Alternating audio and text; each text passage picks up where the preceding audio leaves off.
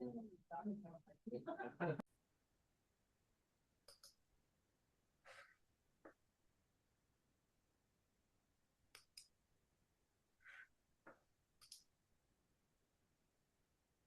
morning, everyone. As you are coming in, please sign in on the sign-in sheet in the chat, as well as putting your county, your name and your county or your organization on your Zoom title or Zoom name. Thank everyone for coming as folks are logging in.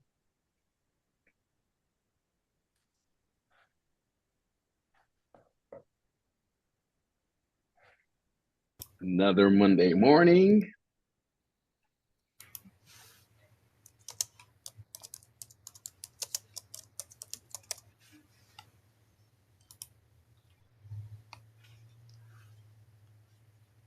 Okay, so I think we can get started, but just really wanted to thank everyone for coming in again, being at the meeting.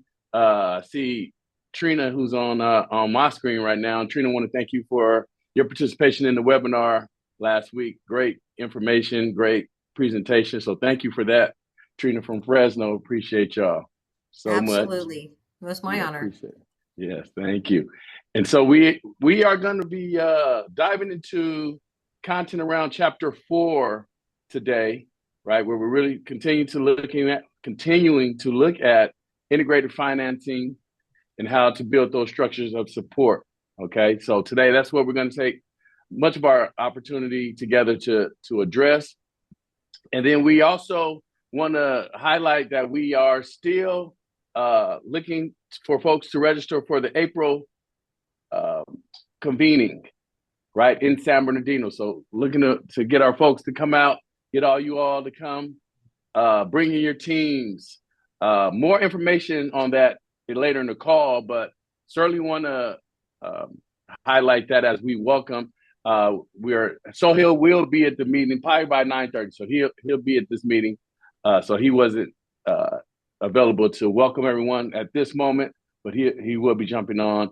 But again, want to encourage everyone to make sure that you register for our April convening in San Bernardino.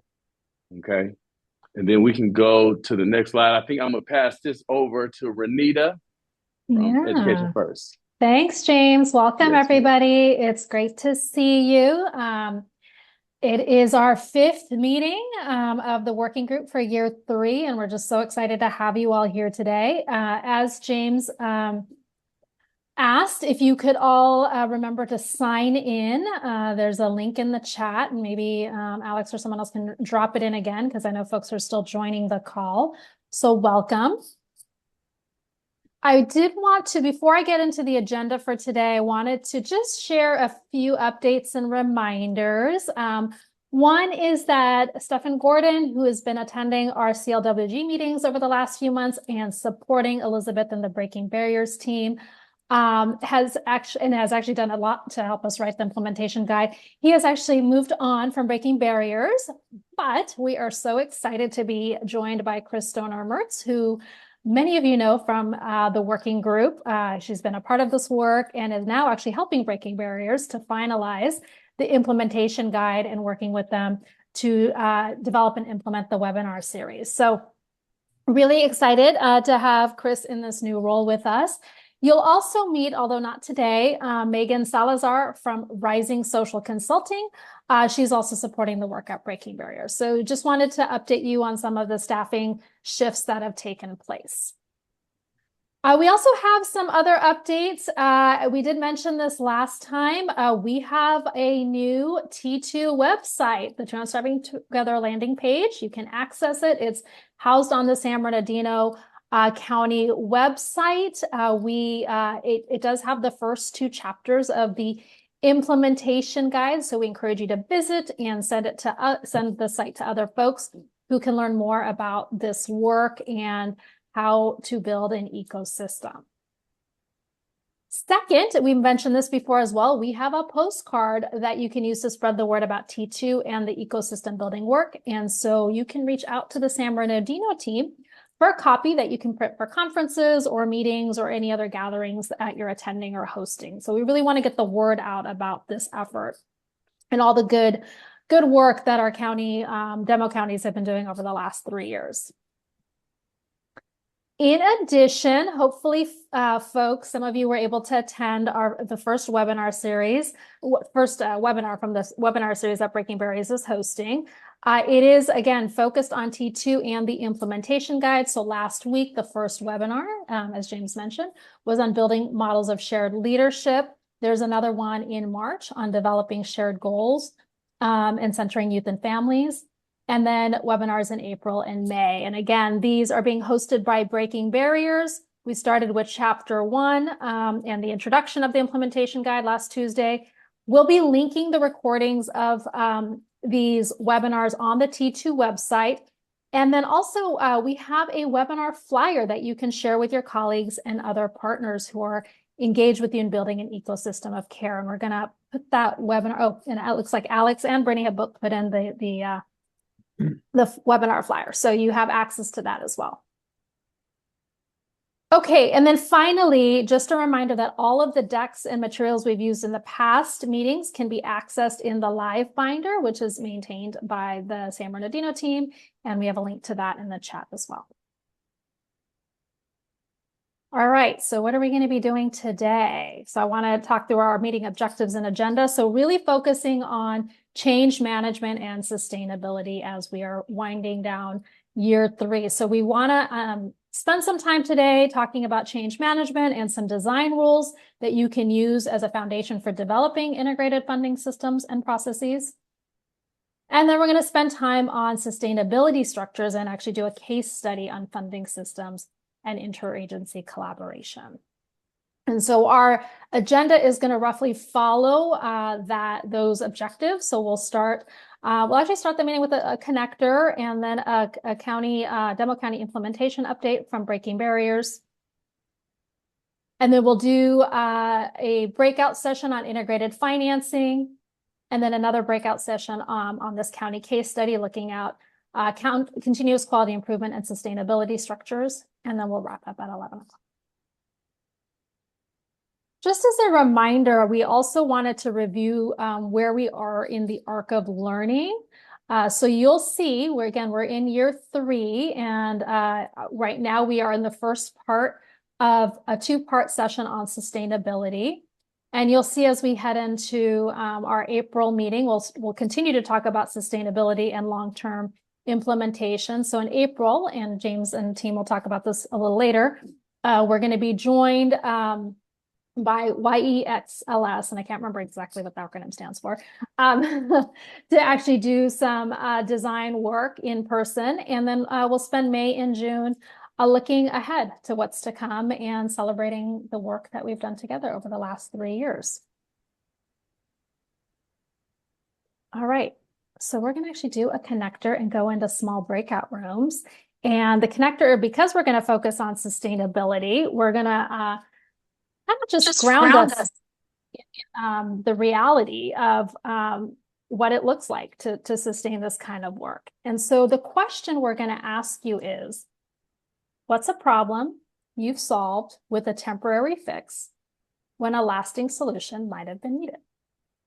And so you see these 3 examples.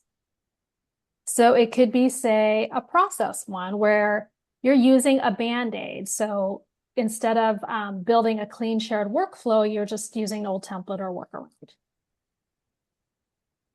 You could think about one around data and funding, where you apply quote unquote duct tape to fix a budget just to get it out the door versus building a more accurate long-term financial model. Or you shove all that mess into a closet with a quick fix versus putting it in an actual usable organizational system. And some of us do that in our real lives. So you are going to go into a small group of 3 to 4 folks for about 10 minutes. We'll give you a 2-minute warning before calling you back. And you're going to spend a few minutes just talking about this question. What's a problem you've solved with a temporary fix when a lasting solution might have been needed. All right, so we'll see you back here at about 9:20.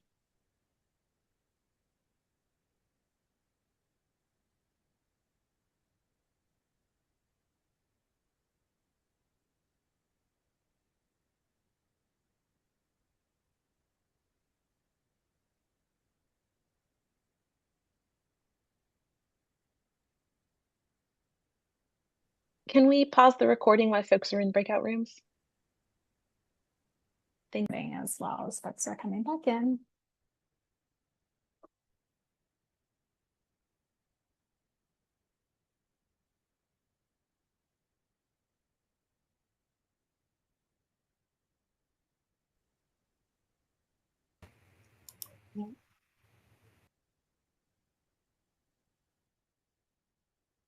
All right. Do you have most people back in? Not yet, right? Okay. There's a few more people. Let's wait a couple more minutes.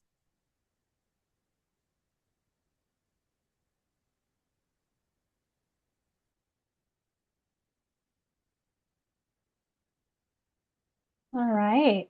Well, I hope you had some good conversation in your breakout room. I apologize, it was a little shorter than we had planned, but I hope it gets your thinking going for the conversations to come in our other breakout rooms. So before we go into small breakouts, I do want to pass it over to Elizabeth to provide a brief update on Demo County's progress. As you recall, we're kind of wanting to give you these updates every month, so without having to spend, a lot of our time on these calls. And so Elizabeth and her team have been keeping tabs on what the demo counties are up to. So Elizabeth, I'm going to turn it over to you to talk about some of the common themes and challenges you've been seeing, what's coming next, and some open questions. Thank you. Good morning, everybody. Great to see you. I'm just going to talk, we can move to the next slide, about some of the cross-county themes. We've been, thanks to the pilot counties for participating, we've been doing monthly interviews with them about how the work is going and the progress that they're making, the improved outputs or outcomes for children, youth, and families and those who are trying to serve them. And so what we've found in just cross-county themes is the governance is really maturing in this work. All the counties are getting more clarity on who leads across agencies and how decisions happen in their interagency work. Relationships, we've talked so much about the fact that relationships are core to doing this work. You have to have trust. And then that trust building really needs to turn into structural implementation and shared work. And we're starting to learn that that is happening as people are meeting more in their leadership structures. The shared leadership is expanding. The facilitation has been reported to be extraordinarily helpful towards internal capacity growing and being able to do this work yourselves in the field, and having that internal capacity where you have designated staff and people who are doing portions of the work in their interagency leadership structures, in their executive advisory committees, and in your implementation work at sites and at the local level. The alignment work is revealing systems reality, which is the mapping that's happening, whether it's cross-system tables or whether it's resources and services and supports, is revealing silos and overlaps and opportunities for real alignment towards a more whole child system for the children and youth of California, and also a capacity to maximize utilization of the resources that we do have in our counties and communities towards the most robust system that we can realize. The counties are entering a new phase where financing is becoming strategic, family voice is expanding, and planning is continuing and underway. So thanks so much for doing the work. It is not easy work. My breakout just now talked about that. And yet we're making progress. So it's great. Next slide. What counties need next? And I'll just say that in interviews, people are reporting that the improved structures are really enabling them to help children and families on the ground. And there were some stories of actual lives that have been concretely changed through this interagency work in T2.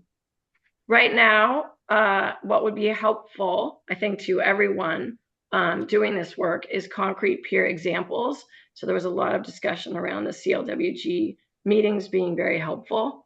Action-oriented tools, templates that move the work forward that we are really leaning into developing and putting into the field, both in the guide and in the other work with partner organizations who have action-oriented tools that are referenced in the guide.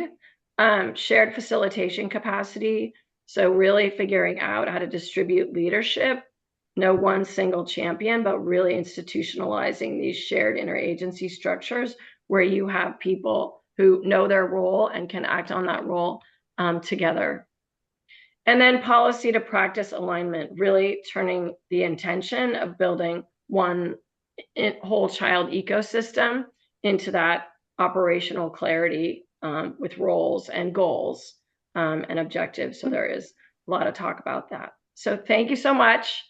We appreciate you being here and look forward to the ongoing conversation today. Next slide.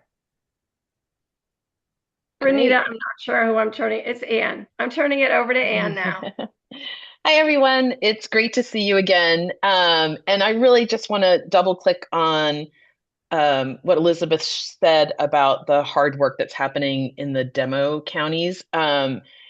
We will be sending out, like we did before, summary slides of each of the counties that have been reviewed by the leads in each county, just to give you a better sense of what's happening individually, as well as sending out these theme slides. And hopefully that'll give you a chance to see with a little bit more insight what's happening in the demo counties, and peer examples of things that worked and things that didn't work really do keep coming to the top as the thing that is most useful. So we hope that you continue to read up on what each other is doing, but more importantly, keep the conversations going and use the time that you have here to share and learn from each other. So today, as Renita previewed, we are really going to get deeper into what we started last month on Chapter 4 around integrated funding systems and processes. We're going to do that by thinking about what's the change management that needs to happen, and how might we think about creating rules for ourselves to frame our thinking. So we're going to do this over the next 45 minutes or so I'm going to tee up this sort of big picture sustainability challenge. You'll have the opportunity to reflect on some of the common friction points or challenges that we hear that are documented in Chapter 4, and really think about which ones are individually for you and your work coming up. And then we'll come back together and I'll give you an overview. And then we're going to go into a fairly long breakout activity where you'll have an opportunity to pick a breakout of a topic that's closest to your sweet spot right now. And then we'll come back for whole group synthesis. So whole group, individual reflection, whole group, breakout activity, and then we'll come back. So that's how we'll spend our time. Now, we keep talking about systems and sustainability, but I just want to acknowledge and bring back to this group this change management framework that Sohail introduced us to last month. That moving through any type of change, even big change, little change, often has this U where you start being very productive, but you're kind of unaware of how big of a deal change is. And then you kind of move through a cycle. These are not technical words. These are emotions, adaptive needs that teams and you have. So you are moving through this like unawareness, the unconscious incompetence on the left, through what often feels like very high anxiety or stress. And then you get to a place of letting go and accepting, where things begin to see like the light at the end of the tunnel, where they become more manageable. You begin to see that you're making choices, have a deeper understanding, and you can kind of get to the edge of planning. remember what Elizabeth said, that the demo counties are beginning to really see the come through a planning phase. And whenever you are beginning to be planning, that is actually, I like to think of it as like managing your anxiety productively. You're actually moving forward. So I just want to remind us as we are thinking about these sort of structural changes or technical challenges in the work, that what we're also doing is managing through the emotions of change. And again, thanks to Sohail for bringing this back to the table. This is what makes this a good Monday conversation. So let me just change the frame up the really the sustainability challenge or the sustainability trap. So, and we often see, just like in this project, but you can think about anything you've done before. There's a pilot or a good idea that gets some one-time funding. It comes either from the state above or it comes from below. And then you somehow get to this like funding cliff where the funding is going to end. You end up having to figure out what you're going to be doing next. And in the process, the money goes away sometimes, but ultimately what happens is you are dissipating your capacity. That then creates a need for a pilot, and it just sort of the cycle starts over again. So the reality of sustainability, though, is it's not just about waiting for new resources. There will always be a need for new resources. There will always be a demand on your time. But it's much more about thinking about using funding, roles, and your authority differently. It's not really about accelerating your learning, which we're always learning, we're always changing. But sometimes we tend to delay hard decisions about ownership or accountability, and funding can kind of mask that sometimes. So really, we want to think about how do we build these durable structures that can really anchor ourselves, anchor our decisions, anchor our team, to really protect against natural turnover and natural competing priorities. So we're going to think about these in today's activity as design rules. How can we create rules to help us think about building durable structures? So what I'd like you to do is really think about, where does integration get hard for you? And what I mean by that is, there are always problems with our sustainability, with our funding, with our structures, with our leadership. But I want you to think about right now, there's a link in the chat of common friction points. So there's a series of categories. The three I want you to focus on are funding, data and continuous improvement, and family and youth experience. I know you have friction in those areas.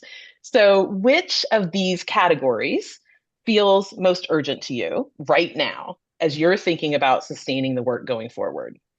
And then which specific friction point, which specific challenge in that category is most persistent or most relevant to your work right now? You will share your thinking in the next breakout activity, but we'll come back to a whole group. So let me just check to see if everybody is able to have access to that document. And if you have any questions about what you are reflecting on before we go into some individual reflection time. All right. You are welcome to go off camera, and we will come back in 5 minutes. And we'll spend some time in whole group before you go into a small group to share out a little bit more about your choices here. All right, what's a common friction point that you are experiencing right now that feels most relevant and urgent to you? See you back in 5. And we have 2 options. There's a Google Doc link in the chat, and then Alex also posted a link to the live binders. So folks who can't access Google might be able to access the other one. Just Great. tell us if you can't get into either one. There's a Word version too that I can email you. Thank you, Brittany. All right, everybody. We'll see you back here at 9:37.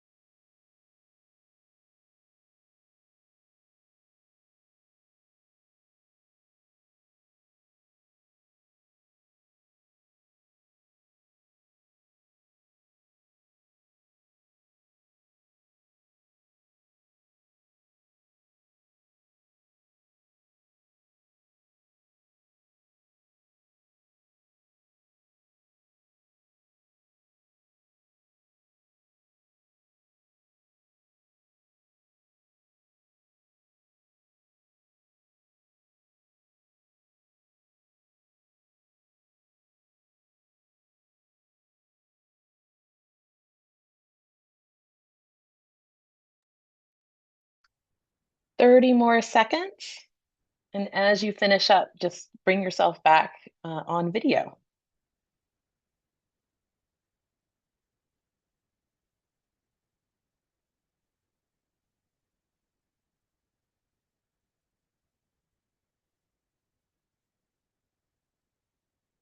Great. Thanks everyone for taking the time to think about the problems that you're encountering. I'm sure you could come up with 10 more in each category that you're dealing with. And I hope that if there was something that felt more urgent to you, that you gave that some thought. Now, this is the classic identifying the problem before we work on a solution. So before we move into the next breakout, I want to frame up this idea of design rules. And specifically, I want to think about a design rule as just a tool for us to engage together in a conversation. So please don't get wrapped up in like, if anybody's like familiar with design thinking, or if you've had experience running design teams, just roll with it because we don't have time to go deep into it, but we are just going to think about this as a way of framing our thinking. So you've all identified some common friction, or looking at common friction points and thought about which one felt most urgent to you. So the next thing we're going to do is think about design rules, which is really about making the implicit assumptions that we have explicit so that we can move forward. So a design rule is really just a shared default, sort of how we operate every day for how decisions get made, particularly when resources are constrained and the trade-offs feel really real. So often what a design rule is an unconscious way of making decisions without thinking through the full ramifications of what's happening. This happens all the time for very good reasons. We don't have time to deal with this all the time. And the benefit of a design rule is that they help teams act consistently, even when there's transitions or financial implications. So think about a design rule as a practical tool as opposed to an aspirational statement. And here's what I mean by that. An aspirational statement like, we believe in integrated financing is lovely. But a design rule means that we create sort of the existing dollars first rule, which means when we address a new need, we first ask how existing funded streams can be braided or repurposed before pursuing a new or one-time funds, even if that slows down our implementation in the short term. So you're taking an aspiration, you're applying a specific rule that's based on the values that you and your team have made explicit. Another example, not about funding, but about data and continuous quality improvement is aspirationally, we all know, we all hope we should share data to improve outcomes. But we could create a rule around that. We could say, if it's not measured, it's optional. So what that means in practice is that when something is essential to our work, we build in a metric and a routine. If it's not measured, we treat it as optional, even if the measurement creates additional work or surfaces uncomfortable results. If it's important, we want to measure it. So if it's not measured, it's optional. That's like bringing your aspiration into a rule. And here's one about family. We must be family-centered. That is an aspirational statement, but super hard to implement in practice on a daily basis. So what's the rule that we want to try to organize our thinking around? So this is the one door, many hands rule. So when families enter the system, we prioritize a clear pathway over an agency-specific system, even if it challenges our existing roles and workflows. Again, taking some of the values that are in the aspiration and making it concrete, making the implicit from our aspiration explicit in our workflows. So a design rule is creating consciously a default way that we are going to hold ourselves accountable for implementing or living into our aspiration. So we want you to spend a little bit of time thinking about how a design rule like these would work. I just gave 3 examples. We're going to go deeper into these 3 examples. You can choose in this next session whether you want to think about financing the existing dollars first rule. Oh, let me flip to the next slide. Sorry. And we're going to talk about that rule, its reality, and the implications, and how it helps address some of those friction points. So you're going to select a breakout room. You're either going to go into funding to talk about the existing dollars first rule, or you're going to go into the data and continuous quality improvement breakout room. And that's the, if it's not measured, it's optional rule. And the third is family and youth experience, the one door, many hands rule. So in just a minute, you're going to have a choice. Please select one. If it looks like one's getting crowded and you can live with your second choice, please go there. We will actually take about 20 minutes in breakouts. This will give you a chance to really think about, does this rule work in practice? Will this rule actually address the friction points that I've been thinking about? Now, you can choose to go where your original friction point, most painful friction point was. I encourage you to do so. Or if something else sparks your interest, feel free. When you get into your breakout room, you will share your reflections from our previous exercise first. Brittany, is there anything else I should announce before we move into breakout rooms? Nope, I think we have about 20 minutes for this, Anne. Yep, that's right. Yeah. Great. All right, everyone, choose wisely, and we'll see you back here in 20 minutes.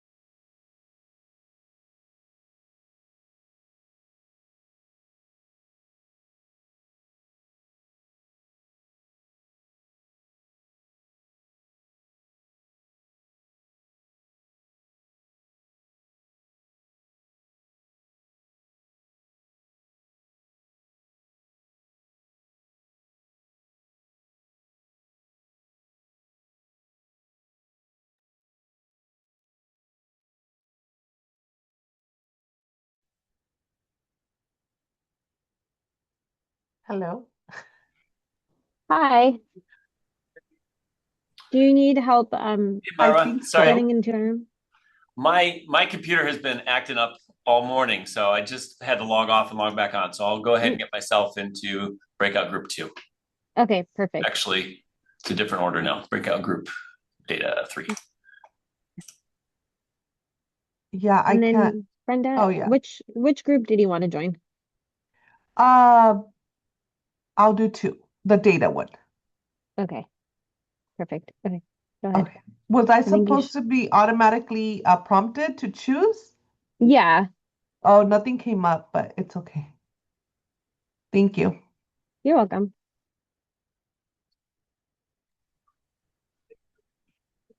James, I have to go into another breakout because I need to Yeah. take notes. So if you can just So, take but care of this. do I have power over it? No, move I people? already set it up where, oh, let me pause. Great. Excellent. Inconsistent pathways, shared metrics, my team metrics coming out strong. Excellent. Well, again, we are doing some problem identification here in an effort to begin to think through what are some ways that we can begin to put some systems in place that can be durable, either decision-making rules, durable systems that can really sustain beyond the very natural ebbs and flows of funding, politics, and people. So keep those coming, but I'm going to turn it back over to you, Renita, and I'll All put the right. slides back up. All right, thanks, Anne. Okay, so we're going to continue to really focus on sustainability and how we create structures for sustainability by working through a case study on funding systems and interagency collaboration. And so this is going to be a fictionalized case study of how one county built a continuous quality improvement set of routines around integrated student supports. So as you read, don't focus on whether you like the approach, focus on the structure. We're going to send you into random breakout groups where you're going to read the case study and discuss a set of questions. And so as you're reading, identify and note examples of explicit routines. So those things that are more formal, documented, and repeatable. And that could be specific data sharing steps, scheduled cross-agency meetings, defined roles, some of the things that you all are already doing, as well as informal practice, right? So that kind of coordination that depends on individual relationships, goodwill, and personal effort, rather than an institutionalized system. And I think that's really important, right? Because we know a lot of things that we do often rely on those individual relationships and personalities. And so we want to be thinking about both the informal, but also the formal structures. So we're going to go into 3 groups. You will have a facilitator. We'll be taking some notes, and that facilitator will actually walk you through the case study and some questions, some facilitated discussion. And we'll be in those rooms for about, 25 minutes or so, Anne? Does that work? Okay. Any other instructions, Anne or Brittany? Nope, All I right. think that's right. 25 minutes. Perfect. All right. We'll see you back here in a bit.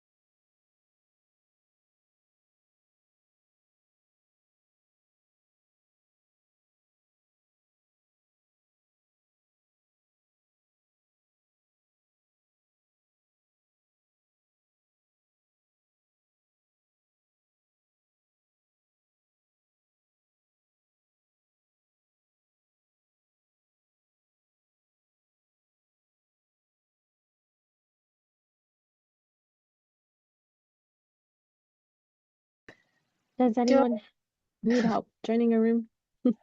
Well, should I just pick a room? Yeah, they're all the same. We're They're just trying to spread it out evenly. okay. Will do. Thank you. Of course.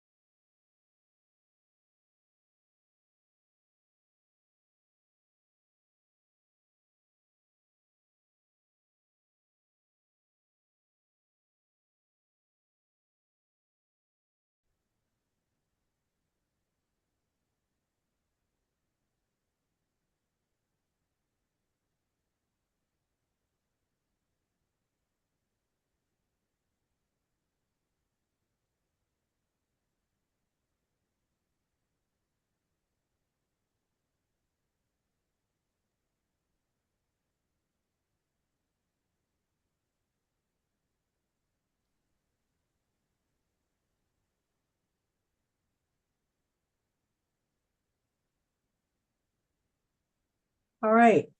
I think we are all back, and I guess this is where we are. All right. Hi, everybody. Brittany here. Anne, would you go to the next slide? So if you wouldn't mind taking a few seconds to just add one new insight, motivation, or action step that you're thinking about after today's discussion. We will also send you the link to the exit survey and put that in the chat as well. So if you could complete that either before we get off today or by the end of the week, that would be super helpful for us. We do use it to plan our future CLWG meetings, but would love to see, your initial thinking around insights, motivations, or action steps based on the discussions today. I'll give you a few minutes to think about it.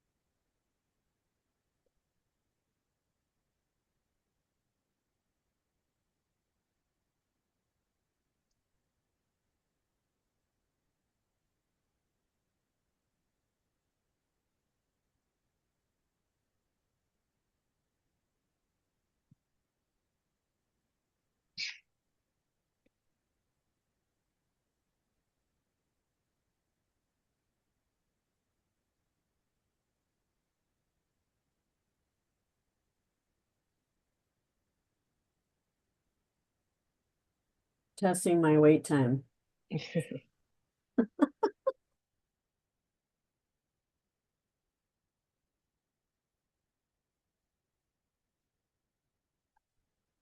Coordination. Thanks, Trina. Meeting routines.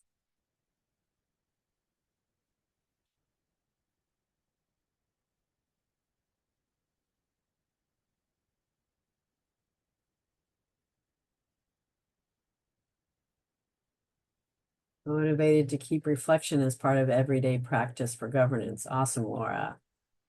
Yes, the importance of an ILT. Yeah, friction points. Naming. Today was really about naming things, right? Going from implicit to explicit as well, and the power of that. Yeah, Sarah.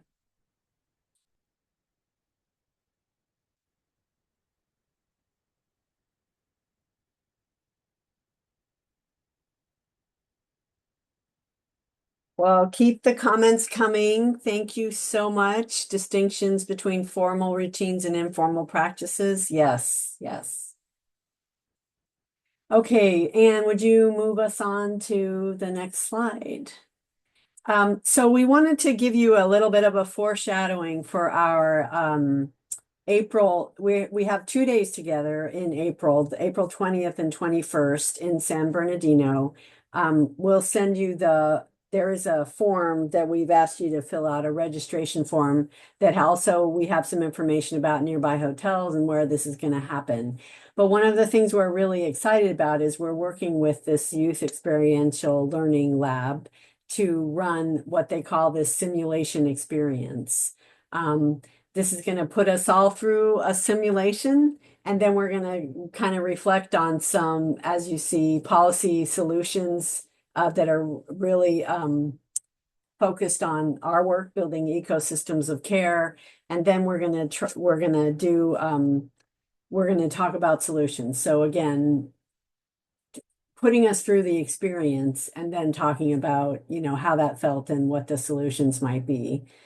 So if you go to the next slide, and what we have, this is our draft agenda for the 2 days to give you an idea of what it's going to look like. We're going to start with that. We're going to jump right into that experiential learning lab. So that's going to be great and fun and different. So we're going to jump right into that. And then go to lunch. And then at 1:30, we're going to run what's some of you may have seen it at World Cafe. So the idea is that we're going to invite any of you who have a tool to share, a question you'd like to discuss, anything around the larger focus of this work, which is building an ecosystem of care and all the elements of that.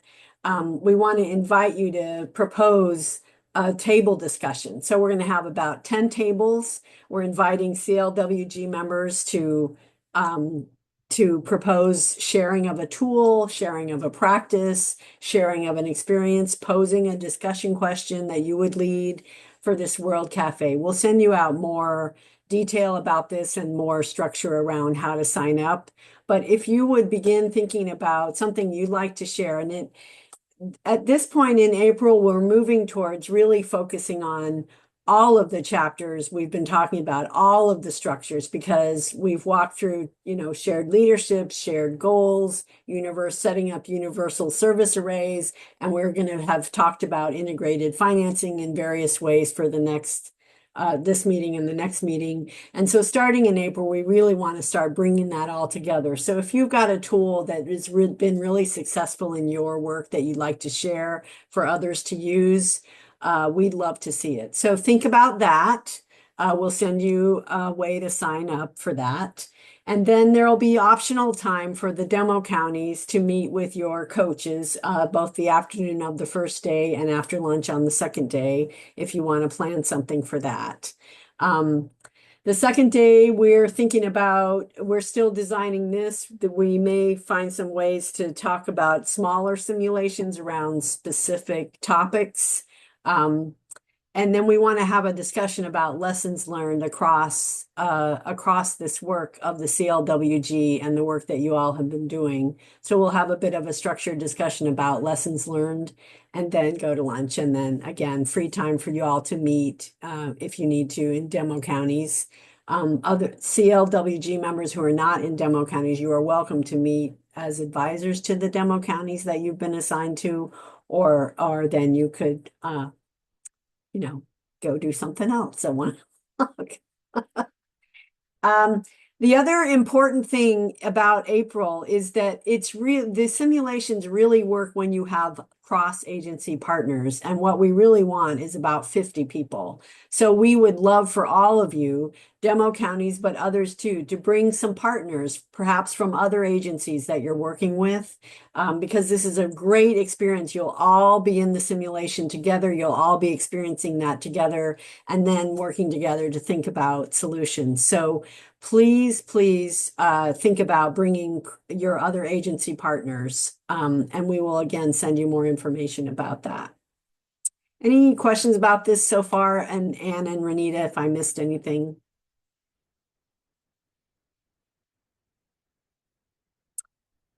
All right, next slide, please. Just a reminder, the webinars are happening. There's a registration form that someone will shortly or has already put into the chat. Again, we're in person in April, but we do have a March meeting that is like this one, virtual. Please, what is that registration? Oh, you need to register for the April meeting so we know how many people are coming. So again, share that registration form with any cross-agency partners who are going to be able to come with you. And if you have any questions about the specifics, please reach out to James and the San Bernardino team. They can answer questions about locations and such things. And then, James, do you or one of your team want to talk about the wellness conference? Yeah, I can talk about it. Just again, for folks who've been in this for the third year, our office and our organization puts on a wellness conference that is really driven and geared towards the practitioner. So again, it isn't student wellness, but it's actually the wellness of the practitioners who are supporting young people and their families. So just an opportunity to get people refreshed before the next school year begins. And we do that at Disneyland in Anaheim. So the registration is there. And then also, Brina, I wanted to, as we were talking about the World Cafe, really encouraging folks who want to bring in those different resources and tools to really look and see how those tools and resources can align to the guide, right? So we want to make sure that those tools. So as you're looking at what you want to bring or what you can add to the cafe, really how that would align to the guide. Yes. Thank you. That's a great underlining, James. Thank you very much. All right, next slide, Anne, which I think is the last, just a reminder of, our next meeting's virtual, then we're in person, and then we have 2 more after that, and then year 3 is done. So take note of the dates.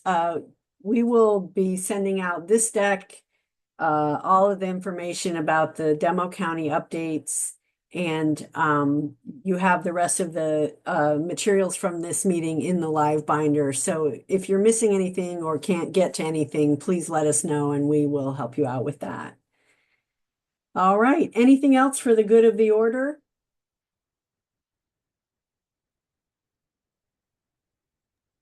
I think Sorry, I'll jump in and say I'm sorry I arrived late to this meeting, so I'm not sure if this already happened at the top, but wanted to shout out Trina and her colleague from Fresno Behavioral Health for the last webinar that happened on Chapter 1. I thought there were so many great insights, and I'll particularly call out the concept of dragon slayers, which her partner brought up as the idea and the notion that this work really is sometimes slaying that bureaucracy and that dragon in the room, and that we all need to continue working together to do so. So I'm appreciative of this meeting and wanted to just underscore and plug the upcoming webinars where we hope to continue these conversations there. Thank you, Sohail. All right, go forth, slay dragons. Thank you, everyone. Thanks all. Bye.